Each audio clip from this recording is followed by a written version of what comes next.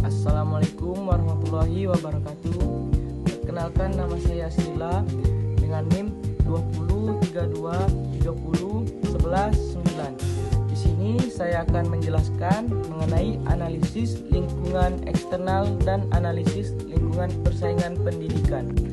Pendahuluan. Pendidikan memiliki peran penting dalam membentuk sumber daya manusia yang berkualitas. Dalam penyelenggaraannya, lembaga pendidikan tidak terlepas dari pengaruh lingkungan eksternal seperti kebijakan pemerintah, kondisi sosial ekonomi masyarakat, serta perkembangan teknologi. Faktor-faktor tersebut dapat menjadi peluang maupun tantangan bagi lembaga pendidikan dalam mencapai tujuannya. Selain itu, lembaga pendidikan juga menghadapi persaingan yang semakin ketat antar institusi sejenis. Persaingan ini menuntut lembaga pendidikan untuk terus meningkatkan mutu, inovasi, dan daya saing. Oleh karena itu, analisis lingkungan eksternal dan analisis lingkungan persaingan pendidikan sangat penting dilakukan sebagai dasar dalam penyusunan strategi pengelolaan pendidikan yang efektif dan berkelanjutan. Yang A. Analisis lingkungan eksternal pendidikan. Pengertian analisis lingkungan eksternal. Analisis lingkungan eksternal adalah proses mengidentifikasi dan mengkaji berbagai faktor di luar lembaga pendidikan yang dapat mempengaruhi keberlangsungan kebijakan serta kinerja lembaga pendidikan. Faktor-faktor ini berada di luar kendali langsung terhadap pengambilan keputusan strategis. Dalam konteks pendidikan, analisis lingkungan eksternal sangat penting karena pendidikan tidak berdiri sendiri, melainkan dipengaruhi oleh kebijakan pemerintahan, kondisi sosial masyarakat, perkembangan teknologi, dan situasi ekonomi. Yang dua, tujuan analisis lingkungan eksternal. Tujuan utama analisis lingkungan eksternal antara lain mengidentifikasi peluang yang dapat dimanfaatkan oleh lembaga pendidikan,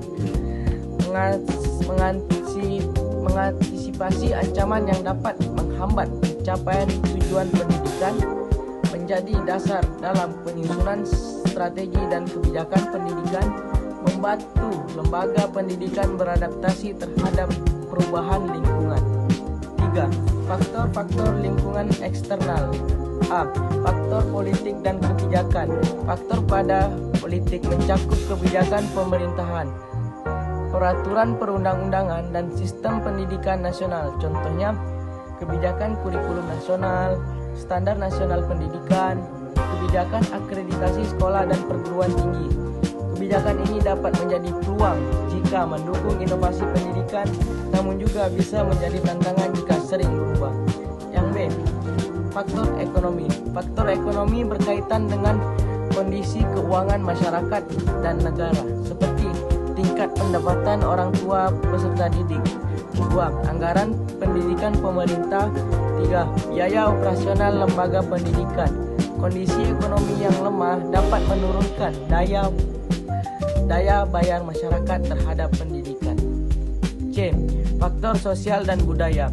Faktor sosial budaya mencakup nilai, norma, dan sikap masyarakat terhadap pendidikan.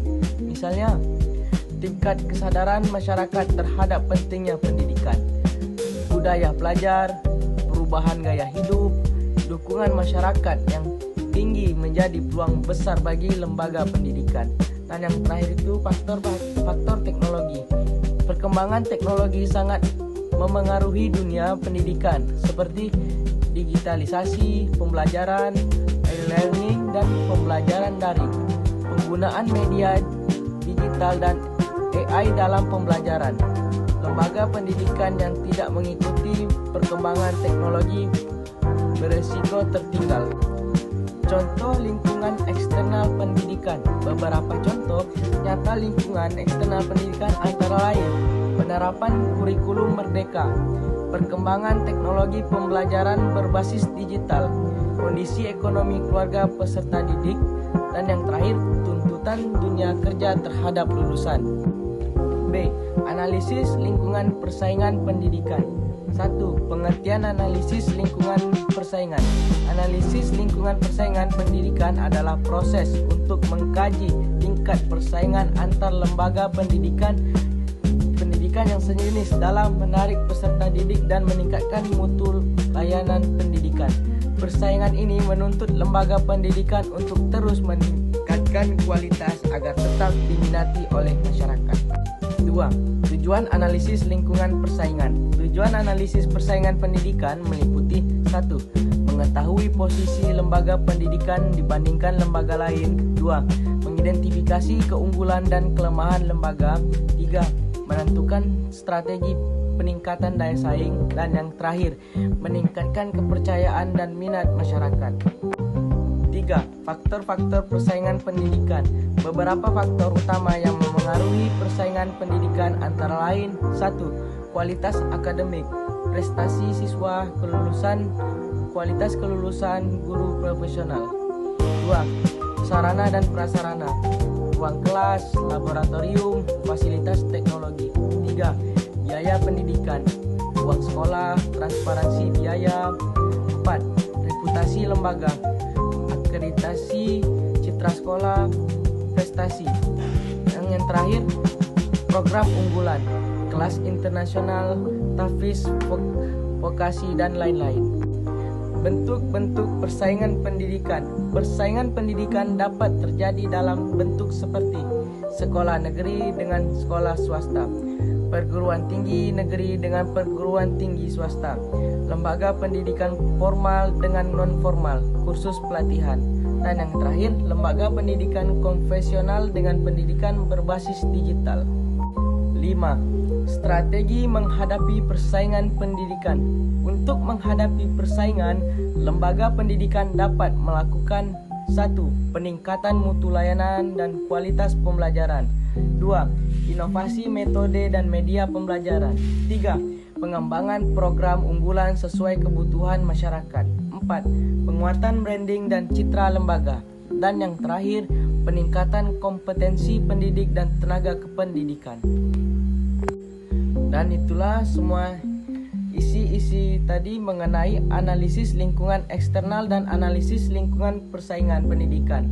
Kesimpulan, analisis lingkungan eksternal dan analisis lingkungan persaingan pendidikan merupakan aspek penting dalam manajemen pendidikan. Dengan memahami faktor eksternal dan tingkat persaingan, lembaga pendidikan dapat menyesuaikan strategi yang tepat, adaptif dan berkelanjutan guna meningkatkan mutu pendidikan serta mempertahankan eksistensinya di tengah perubahan dan persaingan yang semakin ketat. Itu saja yang bisa saya sampaikan. Saya Asrilla dengan NIM 2032301119. Assalamualaikum warahmatullahi wabarakatuh.